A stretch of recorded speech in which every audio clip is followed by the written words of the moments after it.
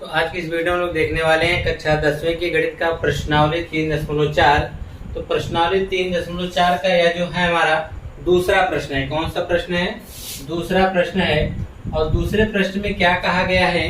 कहा निम्न समस्याओं में रैखिक समीकरणों के युग्म बनाइए और उनके हल विलोपन विधि से ज्ञात कीजिए। ठीक है, इसका जो पहला क्वेश्चन है हमने इससे पहले की वीडियो में बता दिया है। अगर आपने वह वीडियो नहीं देखा है तो ऊपर आई बटन पे हम लिंक दे देंगे, वहां से जाकर आप क्लिक करके बटन वीडियो को देख सकते हैं। ठीक है, और साथ ही साथ इस वीडियो के डिस्क्रिप्शन में भी हम पहले क्वेश्चन का लिंक दे देंगे, वहां से भी आप जाके वीडियो को देख सकते हैं। ठीक है, जो कि आपका पहला क्वेश्चन है वह उसमें हमने विलोपन विधि को किस प्रकार से हल किया जाता है, साथ ही साथ उसके प्रतिस्थापन विधि को भी बताया गया है। ठीक, क्योंकि पहले क्वेश्चन में आपको विलोपन और प्रतिस्थापन विधि से एक ही क्वेश्चन को दो विधियों से हल करना था, विलोपन और प्रतिस्थापन विधि से। ठीक है, लेकिन इसमें इन्होंने सिर्फ किस विधि से कहा गया हल करने के लिए? विलोपन विधि से हल कहा। ठीक है, तो यहाँ पर जो आपको दो सवाल दिए गए हैं, आज की इस वीडियो में हम दो ही सवाल देखेंगे। इसके बचे हुए 3 क्वेश्चन इसके नेक्स्ट वीडियो में हम देखने वाले हैं। ठीक है, तो इस वीडियो में हम पहला और दूसरा क्वेश्चन देखेंगे। तो पहले क्वेश्चन में क्या कहा, जरा ध्यान पूर्वक देखिएगा। कहा है कि यदि हम अंश में 1 जोड़ दें तथा हर में से 1 घटा दें तो भिन्न 1 में बदल जाती है। कोई भिन्न है जिसके अंश में 1 जोड़ने के लिए कहा है और हर में से 1 घटाने के लिए कह रहा है। अंश में 1 जोड़ दें और हर में से 1 घटा दें तो वह भिन्न किस में बदल जाती है? 1 में बदल जाती है। ठीक है, पहली कंडीशन।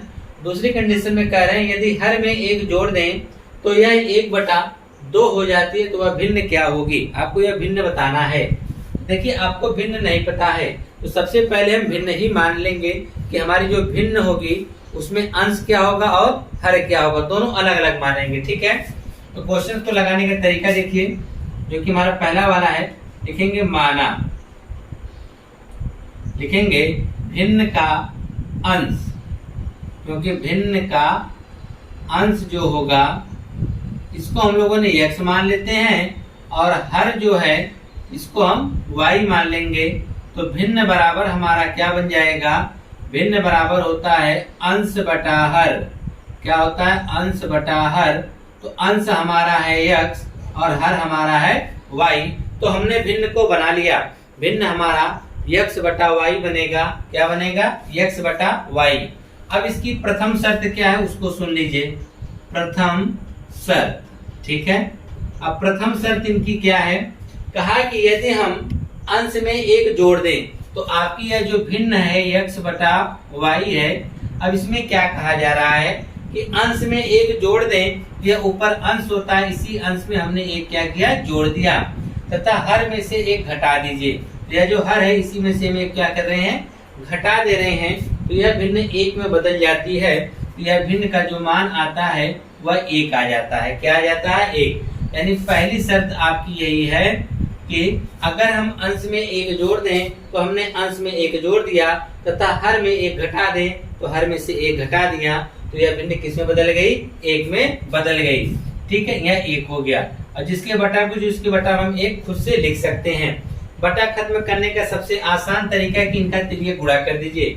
1 का गुणा इसमें कर दीजिए और 1 का गुणा इसमें कर दीजिए।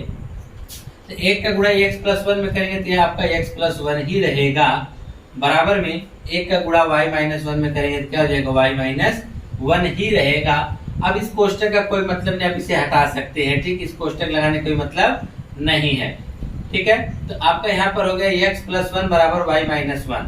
तो अगर आप चाहें तो y को इस तरफ ले जाइए और गिनती को उस तरफ कर दीजिए। ठीक है, तो हमारा x तो इस तरफ है ही, y को इस तरफ लाएंगे तो हो जाएगा -y बराबर -1 तो पहले से था, +1 उधर जाएगा तो चिन्ह बदल कर क्या हो जाएगा? -1 हो जाएगा। तो यहाँ पर ये आपका हो गया x -y बराबर -1 और -1 मिलकर क्या हो गया? -2 हो गया, जिससे समीकरण नंबर 1 का नाम हम दे देंगे। ठीक है, अब इसकी दूसरी शर्त में क्या कहा जा रहा है? दूसरी शर्त। अब दूसरी शर्त में इन्होंने क्या कहा है? कहा यदि हर में 1 जोड़ दें, जो आपकी भिन्न है, हमारी भिन्न है x बटा y, इसी हर में हमने 1 क्या किया? जोड़ दिया, तो यह भिन्न 1/2 हो जाती है। सिर्फ इसमें हर में जोड़ना है। हर में हमने 1 जोड़ा, यह भिन्न कितनी हो गई? 1/2 हो गई। अब बटा खत्म करने का सेम तरीका वही आसान है कि तिर्यक गुणा करो बटा खत्म, इसका गुणा 2 में करेंगे तो क्या हो जाएगा 2x बराबर 1 का गुणा y प्लस 1 में करेंगे तो क्या आएगा y प्लस 1। हम y को पक्षांतर कर लेते हैं, यानी x y को बाएं तरफ और जो की गिनतियां जो अचर पद उसको दाएं तरफ रख देते हैं। ठीक है, इससे क्वेश्चन लगाने में आसानी होती है। इधर 2x हो जाएगा, y इधर आएगा तो क्या हो जाएगा माइनस y बराबर 1। ये आपका बन गया समीकरण नंबर 2। अब हमने दोनों समीकरण बना के तैयार कर लिया है। इसने कहा ना निम्न समस्याओं में रैखिक समीकरण के युग्म बनाइए, हमने रैखिक समीकरण का क्या बना दिया, युग्म बना दिया। ठीक है, रैखिक समीकरण का मतलब यह होता है कि इसके जो चर राशियां हैं इसके ऊपर कोई घात ना हो, तो ना ही इसके ऊपर कोई घात है ना ही इसके ऊपर भी कोई घात है। ठीक है, तो अब हमने दोनों समीकरण को बना लिया है, कहा उनके हल विलोपन विधि से ज्ञात करना है। अब हमको इसमें विलोपन विधि लगाना है। विलोपन विधि लगाने के लिए हमने बताया था कि दोनों समीकरण में हम यह देखेंगे कि x या y अगर कोई मान बराबर है तो उसको हम देखेंगे, अगर चिन्ह समान रहेगा तो घटा देंगे, चिन्ह विपरीत रहेगा तो क्या करेंगे, जोड़ देंगे। लेकिन यहाँ पर हम यह देख रहे हैं, यहाँ पे x है, यहाँ पे 2x है, x वाला तो बराबर नहीं है, लेकिन यहाँ पे माइनस y है, नीचे भी क्या है माइनस y ही है। जब ऐसी कंडीशन आएगी दोनों दोनों माइनस में है और दोनों दोनों y हैं, अगर दोनों का चिन्ह समान हो गया तो हम घटा देंगे, अगर चिन्ह समान नहीं होगा तो हम क्या करेंगे, जोड़ देंगे। तो चिन्ह हमारा देखिए यहाँ पर, अब यहाँ हम कहेंगे इससे माइनस y चिन्ह समान है तो हम क्या करेंगे, घटा देंगे। लिखेंगे समीकरण 1 माइनस समीकरण 2, समीकरण 1 माइनस समीकरण 2।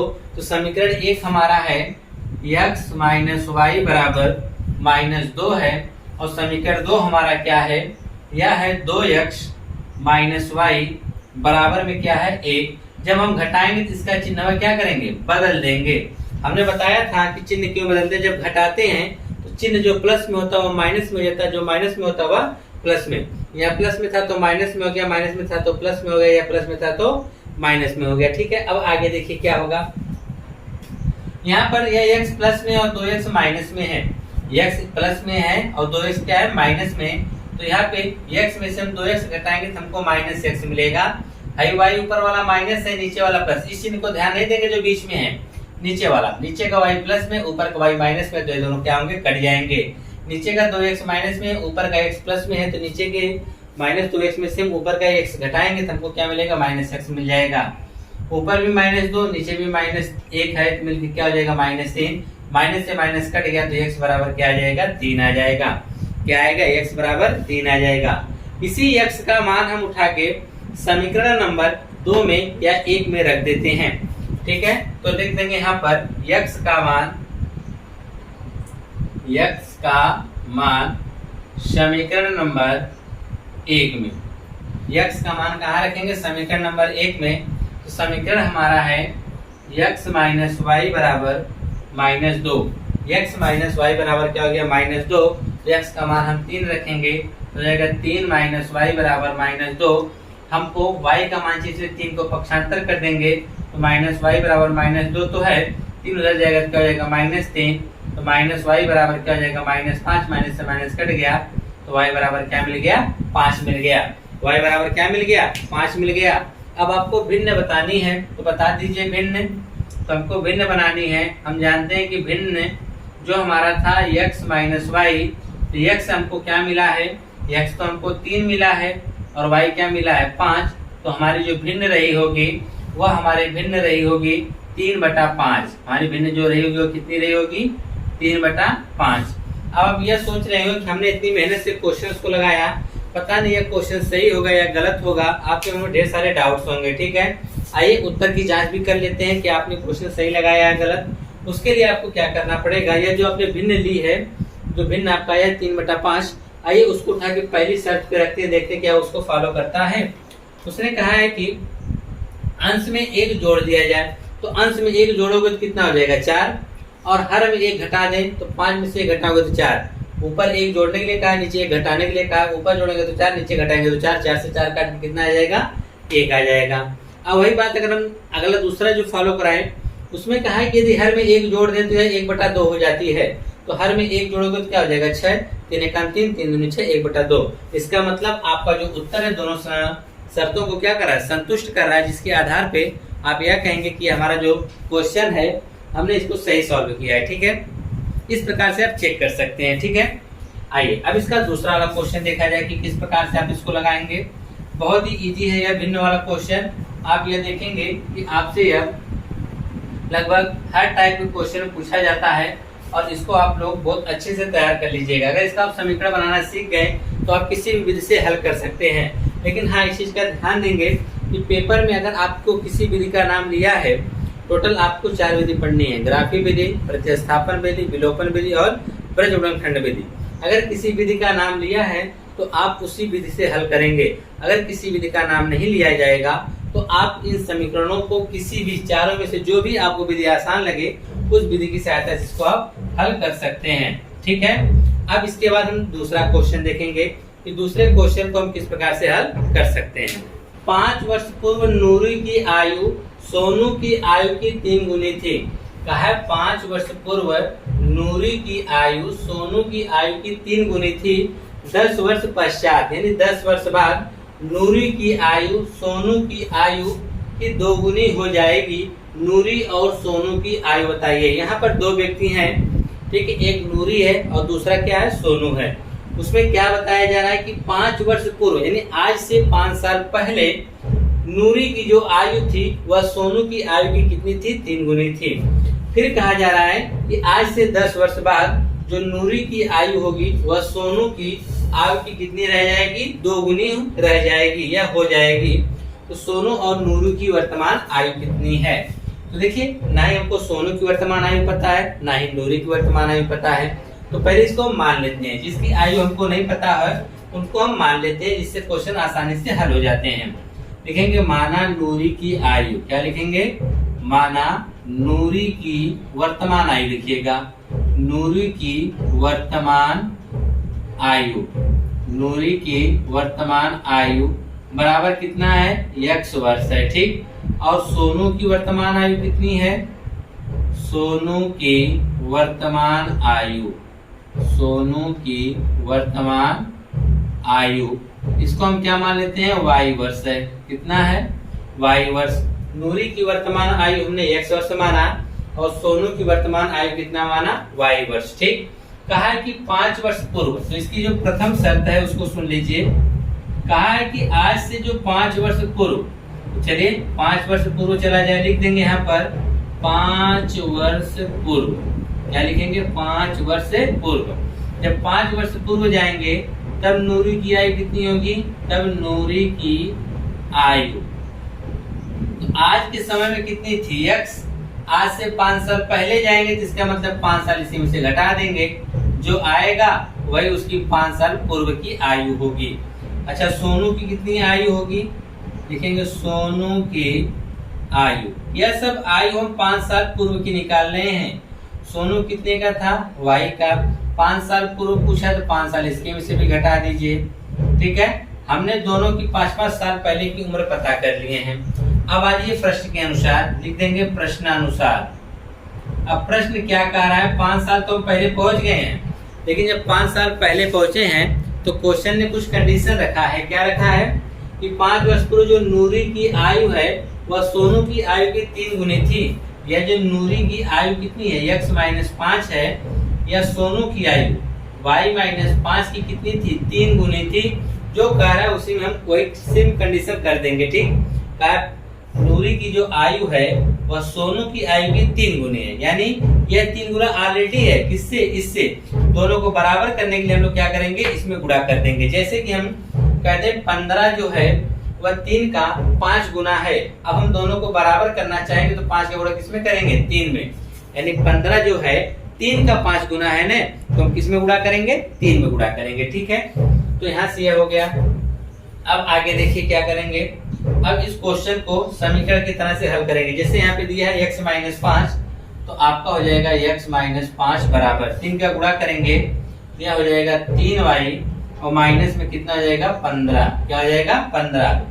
x को इधर लाओ, गिनती को उधर करो, इधर हो जाएगा x, 3y इधर लाएंगे तो क्या हो जाएगा, -3y बराबर -15 तो था ही, यह माइनस उधर जाएगा तो प्लस हो जाएगा, x-3y बराबर -15 में अगर आप 5 जोड़ेंगे तो क्या आएगा -10, जिसे समीकरण नंबर 1 कह देंगे।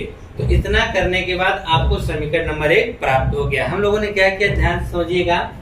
उसने नूरी और सोनू की आयु पूछा था, हमने दोनों की वर्तमान उम्र अलग अलग मान लिया, x और y वर्ष। 5 साल पूर्व पूछा है तो 5 साल हमने दोनों से घटा दिया। अब कहा था कि नूरी की जो आयु है वह सोनू की आयु की 3 गुनी थी। हमने सोनू की जो नूरी की आयु है, सोनू की आयु में 3 का गुणा करके दोनों को क्या कर दिया, बराबर कर दिया है। ठीक है। अब दूसरी शर्त इसकी देखिए क्या कही जा रही है, लिखेंगे दूसरी शर्त। अब दूसरी शर्त में क्या कहा गया है, कहा गया है कि 10 वर्ष पश्चात, तो यहाँ पे लिख देंगे भाई कि 10 वर्ष पश्चात, 10 वर्ष पश्चात यहाँ पे लिख देंगे। जब 10 वर्ष पश्चात लिखेंगे तब लिखेंगे नूरी की आयु, क्या लिखेंगे, नूरी की आयु। तो नूरी की जो हमारी आयु होगी वह कितनी है, x 10 साल बाद के मतलब 10 में हम उसमें जोड़ देंगे तो जाएगा x + 10, कितना हो जाएगा, x + 10। और सोनू की अगर हम बात करें तो सोनू की जो आयु होगी, लिखेंगे सोनू की आयु। तो सोनू भी देखिए अगर आज y का है तो 10 साल बाद क्या होगा, y + 10 वर्ष हो जाएगा, उसकी भी उम्र उसी में 10 साल बढ़ जाएगी। तो लिखेंगे प्रश्नानुसार, क्या लिखेंगे, प्रश्नानुसार। अब प्रश्न के अनुसार क्या कहा जा रहा है जरा उसको भी ध्यान से समझ लीजिए। उसने कहा है प्रश्नानुसार कि नूरी की जो आयु होगी वह सोनू की आयु की 2 गुनी हो जाएगी, कब, 10 वर्ष पश्चात, और 5 साल पहले कितनी थी, 3 गुनी थी। ठीक है। अब देखिए जो यहाँ नूरी की आयु कितनी है, x + 10। ठीक है। अब जो यह सोनू की आयु कितनी है, y + 10। अभी हम इसको बराबर नहीं लगा सकते हैं, यह सोनू की आयु हो गई और यह नूरी की आयु हो गई। उसने कहा कि जो नूरी, क्या कहते हैं, नूरी और यह सोनू, जो है नूरी की आयु है, कहा है ना, नूरी की जो आयु है वह सोनू की आयु की 2 गुनी। तो सोनू की आयु की क्या है यार, 2 गुनी, 2 से इससे गुणा कर देंगे तो दोनों क्या हो जाएंगे, बराबर हो जाएंगे। ठीक है। अब आइए इसको भी हल करके समीकरण बनाया जाए। यहाँ x + 10 दे रखा है, यहाँ पर भी हम x + 10 दे देंगे बराबर, 2 का गुणा इसमें करेंगे तो हो जाएगा 2y + 10 × 20।